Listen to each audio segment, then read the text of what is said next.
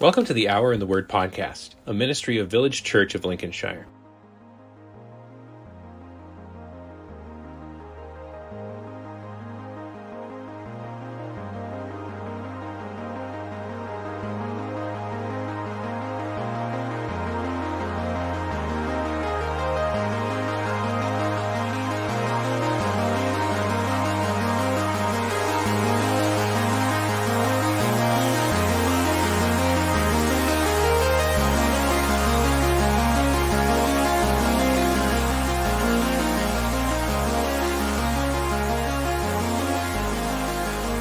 I'm your host, Pastor Casey Dwyer. This week, we're continuing our insights and reflections on the Pentateuch in tandem with our Hour in the Word series at Village Church of Lincolnshire on Sunday mornings at 9 a.m. And this week, I just wanted to dig a little deeper into the idea that undergirds the whole Bible. One of the biggest ideas in the Bible is the concept of a covenant. We read throughout the book of Genesis that God does this thing. He establishes covenants with certain people, most notably Abraham. In Genesis 17, we meet Abraham, and he's 99 years old, and God appears to him and says, "I am God Almighty. Walk before me and be blameless, that I may make my covenant between me and you and multiply you greatly." And we see this repeatedly happen in the Old Testament, this amazing fact that God, the living God, the God of Israel, appears to somebody, and he announces unilaterally that he is making or sustaining or establishing a covenant with this person.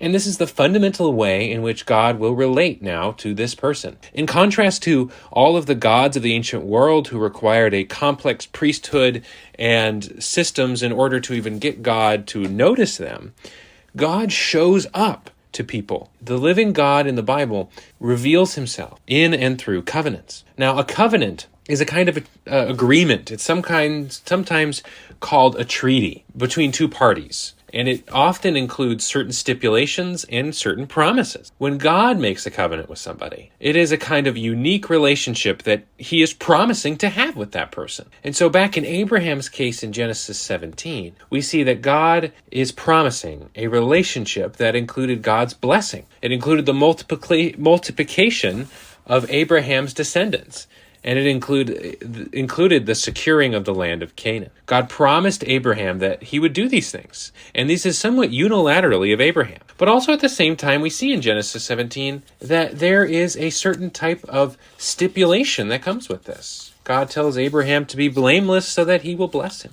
It seems that often in covenant relationships, there is a certain stipulation and a call to commitment.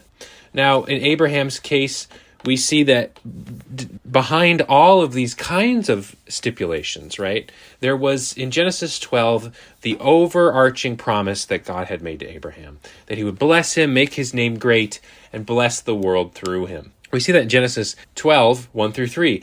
But even at that point, in Genesis 12, we see that Abraham has a responsibility, that he has to obey God's command, and he has to go to the land that God was telling him to go. And so in covenants in the Bible, we see that they often include both a divine promise, this commitment from God, as well as a responsibility on the part of the person to which God is covenanting with. This person has to, like in Genesis 17, keep the covenant. But this it's not a direct one-to-one. We often think that a covenant has to be either conditional or unconditional, right? That we see that God is...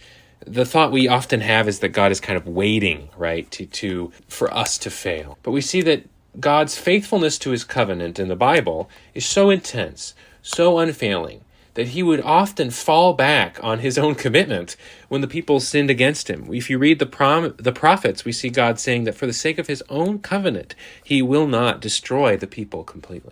God's special relationship with his people, with whom he has made a covenant, even despite their sin, is dependent ultimately only on God. But I don't want us to miss that God calls those to whom he covenants with to a new life. He tells Abraham to live blamelessly. Jesus himself calls us to a righteousness that exceeds that of the Pharisees and the scribes. The purpose of a covenant is the beginning of a relationship in which God will relate to us now in a kind of commitment and communion, a steadfast love and a peace that is unique to those with whom he has made a covenant with. And the special thing is that in that kind of relationship, you don't have to wonder if God is with you, because we know he is. And we can live a kind of commitment to him. And so what is amazing is that a covenant is a kind of paradox. It is both a freeing thing and a binding thing. See, a covenant frees us to live for God without fear, to live for God without the fear of abandonment. But at the same time, a covenant binds us, doesn't it? It binds us to a type of life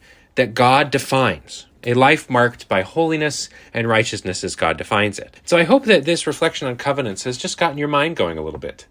You see, the covenant-making God, the living God of the universe, is ultimately a God you can trust. And the amazing thing about him is that he shows up. He shows up in your life, and he calls you to obey him. And see, it's not the obedience that saves you, but it's the living God who appears to you. And now he appears to all of us freely and openly in Jesus Christ. And Jesus himself said at the Last Supper, he said, "This is the new covenant in my blood."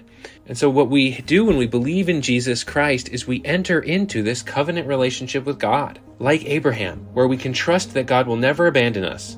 And now we know that we are called to live as his children in a new and exciting way. And I hope this reflection is helpful to you. I pray that you would have grace and peace this week as you walk with your covenant-keeping God. And I pray that the Lord bless you and keep you. Hope to see you soon.